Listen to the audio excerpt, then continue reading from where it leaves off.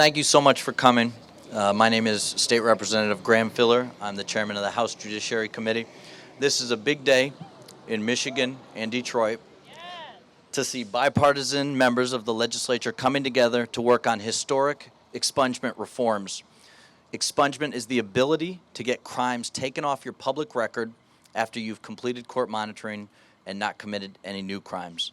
These reforms are a win for the economy, and they're good for individuals who are striving to work. I'd also like to mention that the safest community is one filled with folks who are working and have steady, well-paying jobs. Now, we're standing in front of Fiat Chrysler because, like many businesses, they're hiring, and you'll see it everywhere. Jobs saying, now hiring, or we're hiring. And this is all across the state of Michigan. We want the most hireable, employable workers possible, and we think expungement gets us there. For too long, Michigan citizens have been restricted from removing low-level crimes from their record. Our reforms will remedy that issue and will affect hundreds of thousands of people. We have worked with and will continue to work with chambers, civil liberty groups, law enforcement, prosecutors, coding groups, the Secretary of State, MSP, and many other. I'm committed to moving this legislation through the legislature. We believe this bill package is an important opening salvo in passing historic expungement reforms. Now, I'm standing here with a very strong group of bipartisan lawmakers, and Rep. Gay Duggan has been a leader on this and has a bill in the package, and Rep. Robbie will speak also. Rep. LeGrand, where's Rep. LeGrand, is a bill sponsor, and he's from Grand Rapids, so thank you for coming. So, Rep. Gay Duggan, are you ready? Yes. Thank you so much. Oh, thank you. Appreciate you. You know how we do. Good morning. I'm so excited that you all are here, that we're here together. I do need these to read, but I just have to say that you got a chance to see, you're getting a chance to see what we don't often see in the legislature, an amazing partnership and bipartisanship. And far too often, these stories are not told enough. And so I just want to share some of the points about this package of why it's so exciting. But I also want to recognize that we have, while we're here at Chrysler Fiat New Grounds, we have the leadership of Labor Locals 1191, Reggie Carney, Vice President of the Laborers.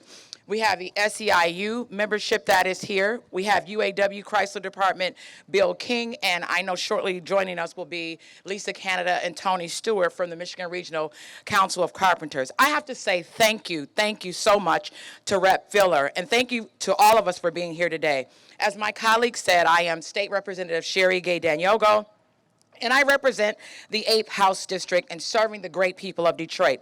This bill package highlights many important aspects we should all be striving for through our work in Lansing, including, again, the work of bipartisan manner and actively searching for common ground between us to truly move Michigan forward. As a former science teacher, but also as a woman of faith, who my mother took to prisons through our church at Greater Grace Temple to work in the prison ministry, it is important that we extend opportunities and remove barriers to get people back to work. And that's what we're standing here united to do today. While we don't always agree on everything, regardless to which side of the aisle we're from, we all have our differences, but today we stand in unity, and our job, or our goal and our objective is to put all Michiganders back to work, those that have taken accountability for their actions and their record, following them around for the rest of their lives and allowing this baggage to hold them back. We don't want that, and so we want Detroiters, as all of my Detroit caucus members here today are also supporting this package, and many of them have bills themselves that address these inadequacies and the disparities that exist in urban communities. My bill in this package focuses on a more compassionate approach toward expungement and allowing minor crimes similar to the nature to be consolidated for forgiveness based on the actions of one bad night. One bad night, allowing multiple felonies to be considered as one so that we can allow judicial discretion to remove those barriers to get citizens back to work. I believe that we must always strive to recognize the humanity of our fellow community workers, regardless of who they are and where they come from or where we all come from. We are working together to advance Michigan. I'll leave a little bit more in here and hand over to my colleague, Representative Yusuf Rabi, and we'll be taking questions at the end about the studies on this and the rate of recidivism and the way that we can positively impact that, ensuring that we extend an opportunity, open up opportunity to get Michigan citizens back to work. I want to hand over to my colleague, Representative Yusuf Rabi from the Ann Arbor District. Thank you. Awesome. Well, thank you all for being here, and thank you to all my colleagues who have joined us today. This is an amazing turnout for such an important event. I serve as a Democratic floor leader in the House of Representatives, so I feel like it's my duty to introduce some of my colleagues that are here today. You've already heard from Representatives Filler and Gay-Dagnogo. We also have Representative Yancey, Representative Garrett, Representative Robinson, Representative Tyrone Carter, Representative Tate, Representative Jones, Representative Colley. We have Senator Sylvia Santana, Senator Marshall Bullock, and we have Karen Whitsett here, Representative Karen Whitsett. So most of the Detroit delegation has come out today. It's phenomenal to see this much support here. And of course, you heard Representative LeGrand's name mentioned, one of the main proponents of this bill package, and serves as our minority vice chair on House Judiciary Committee. So we have an amazing group of people here supporting these bills. So in addition to the things that we discussed earlier that Representative Filler said, about the economy and the importance of helping to move our economy forward, and some of the things that Representative Gay-Dagnogo said, I want to talk about the moral imperative of these bills. This legislation is about the moral character and the moral future of our state. Are we going to be a state that stands up and makes sure that we are ensuring that our criminal justice system truly lives up to that word, justice, and that we are treating all of our citizens fairly in this state, that folks that have done their time, that have served their sentence, are now able to come back into our community and do good work, that are able to have those barriers removed, whether it's to employment or to housing. This is about the moral future of our state. And as we stand here today, we are looking at a brighter future thanks to the effort of those bill sponsors that are here today and the work that has been done. We are looking at a brighter future for Michigan. But not only that, we are looking at Michigan becoming a leader in the nation on this issue, making sure that justice can once again prevail in this state and that all Michiganders are treated fairly and can get employment if they would like to get a job. That's what this is about. That's why we're standing here today, and we are so proud as a group to be here amongst one another. And I believe that the next speaker that we have coming up is the mayor of the city of Detroit. I don't know if Representative Filler, would you like to introduce him? All right. Well, I will go ahead and introduce the great mayor of the city of Detroit, Mike Duggan. All right. Thank you, Mr. Mayor. Thank you. This is a really special day for so many different reasons, but to Representative Filler, Representative Gay-Dagnogo, and this entire group, this is remarkable because we have far too many citizens in this state and in this city whose talents we have discarded and marginalized for way too long. Folks who paid their debt, wanted to rebuild their lives, and as a state, we made it far too difficult. And in the last 4 or 5 years in this city, we've seen companies recognizing that. We've got a number of companies like Sakti and others who started actually recruiting returning citizens and found they were their very best workers. And if somebody who has got a record has a job, they know if they lose that job, it's going to be that much harder. They're showing up for work on time, and they're the best workers. And more companies have been making that realization. We at the city, to offset this, actually have hired full-time attorneys working for the city of Detroit that handle expungement cases for our citizens because it's so complicated for an individual to do it, and you're going to get a chance to hear from one of those attorneys right now. And you see the way it changes folks' lives, but as I've talked to individuals, if you've got one felony that's 5 years old, you can get an expungement. I talked to a gentleman who 20 years ago stole a car and had a concealed weapon on them, got convicted of 2 felonies 20 years ago, has had a perfect record ever since. He cannot get an expungement under the current law for the rest of his life. And every bit of research that you will see is that somebody who has served their time and gone 5 years without reoffending has almost no chance of ever committing another crime. And yet, instead of rewarding the fact that they have turned around their lives, we continue to punish them with that record. What the legislators behind me are proposing to do is increase that flexibility a great deal, give the judges the chance to say this individual has succeeded and does deserve a new chance. The city lawyers in Detroit will be at their side, and we wanted to be at this location, and I'm glad everybody's here because it was with FCA and the UAW leadership that's here that we struck an agreement with Fiat Chrysler. And you can see that plant coming up in the background. It's going to be open at the end of 2020. It is remarkable the speed with which it's working, and they're going to hire 5,000 people. And they signed a contract with us that if we gave them qualified lists of Detroiters, those Detroiters got interviewed first. Last week, we gave Fiat Chrysler a list of more than 10,000 qualified Detroiters who had come through our screening sessions, but it was because FCA embraced the principle that a returning citizen who's turned their life around is just as qualified and just as talented as anybody else that we were able to do that. And so you're going to see a new company in Detroit hiring Detroiters. And I get probably more obsessed with statistics than a lot of people, but if you look at the July employment numbers, highest number of employed Detroiters of any month in a decade. But what's even more significant, in July, 7,500 new people joined the workforce. That in this country, the unemployment rate is understated because there's a whole lot of people who gave up, thought they don't have a chance and aren't being counted. To have 7,500 Detroiters join the workforce in 1 month means that people who thought they didn't have hope have hope.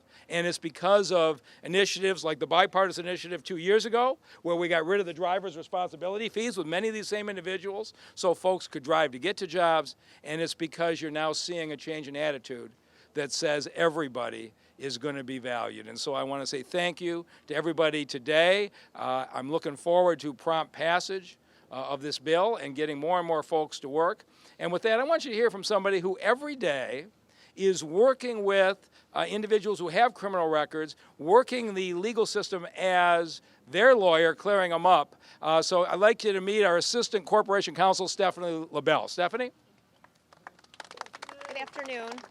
My name is Stephanie LaBelle. I'm the lead expungement attorney for Project Clean Slate. Project Clean Slate is operated by the City of Detroit, and we provide free expungement services to citizens. My colleague Kiana McGee and I staff the one-stop centers daily, Monday through Thursday, and Detroit residents are able to walk in, meet with an attorney, we pull their record and vet them for expungement eligibility. Unfortunately, most of the people who come into our centers are not eligible. They either exceed the number of qualified felonies and misdemeanors, or they have not passed the required 5-year waiting period. So we're very excited about this bill, and we are very hopeful that we are going to be able to give people good news when they come in instead of having to turn them away. We do have a few participants of our program who are here today. First, I'm going to introduce you to Mr. Ted Kelly. Mr. Kelly was one of my clients through this program. We successfully expunged his felony and misdemeanor, and he would like to tell you a little bit about what that meant to him, what these convictions prohibited from doing throughout his life, and what his future plans are now that his convictions have been expunged. Mr. Kelly? Good afternoon. I'd like to acknowledge Stephanie and Mr. Mayor, Mike Duggan. Over 30 years ago, I had 2 convictions. And I was working at Chrysler for 10 years, and my dream was to become a registered nurse. So that prevented me from my dream. So I went on to do 35 years at General Motors. So I came to Project Clean Slate, and I was able to get my record clean. So now I can move on and pursue my dream.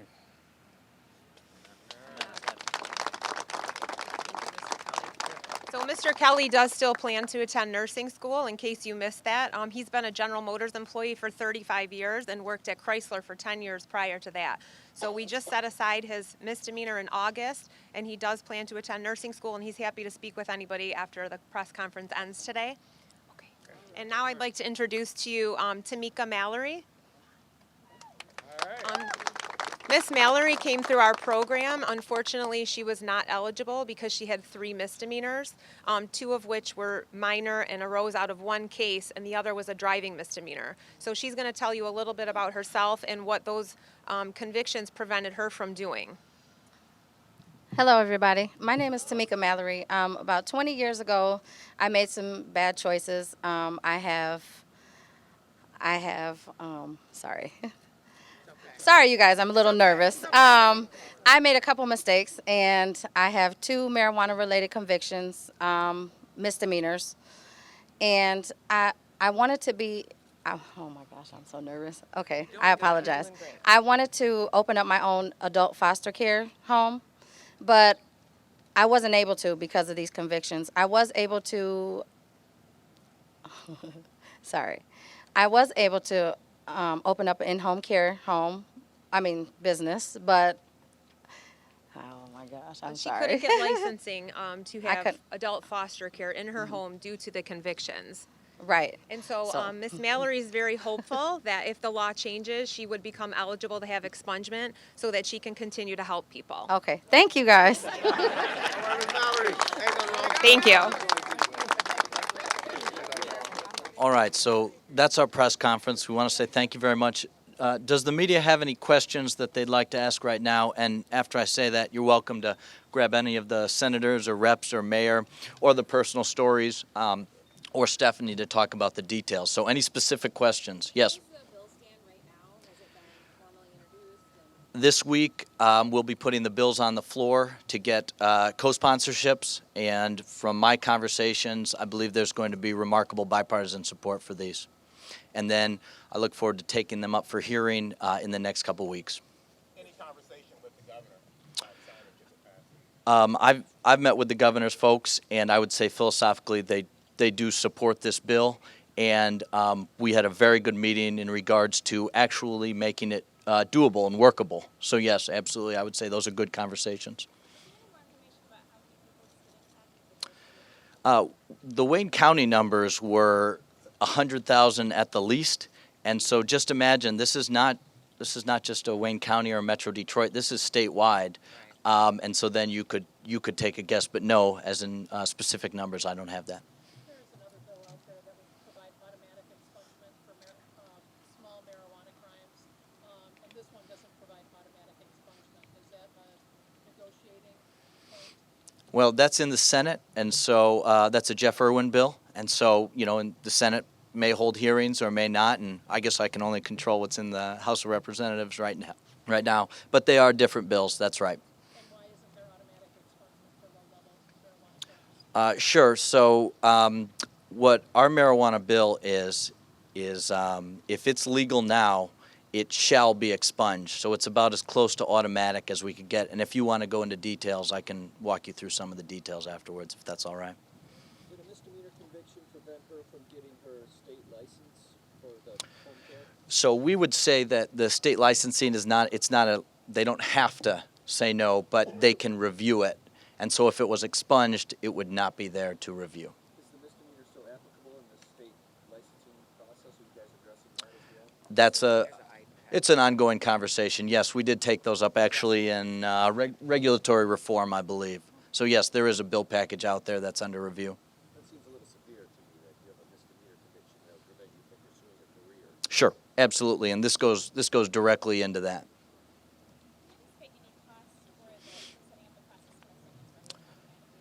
Yeah, so the automatic has been done in just a couple other states. If this passed in the state of Michigan, and this is will be an Eric Lloydhauser bill, this will be a nation-leading automatic package, and nobody else will have what Michigan will have in regards to auto, but you want to make sure that it actually works. So we're going to put an implementation period on that, make sure that all the players come to the table to make sure that it's actually workable, and we do believe it will get done.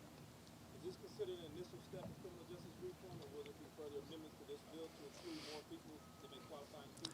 I would say it's an ongoing conversation. We hold a committee hearing. I anticipate a lot of folks coming to testify about specific bills. And, I mean, nothing's off the table. This was sort of our opening salvo, our bipartisan opening salvo. And the House Judiciary, with myself and David LeGrand, have really taken a lead on criminal justice reforms. And so we have pretty honest conversations in House Judiciary. Any budget questions you want to entertain? Lots of lawmakers. Absolutely not. I'll try for some one-on-one. Yeah. Kathy. This is a reversal of decades-long criminal justice reform. Why not? I think everyone realized that this whole, lock them up, throw away the key didn't really result in great results. And we want people working, and we don't believe a misdemeanor from 5, 10, 15 years ago should stop you from getting a job. And Michigan's doing well, and we're hiring, and businesses are hiring, and we want them to be able to hire people without a worry. And also the statistics on reoffending is tremendously low. If you've been away from the judicial system, there's like a 0.01% chance that you will reoffend again.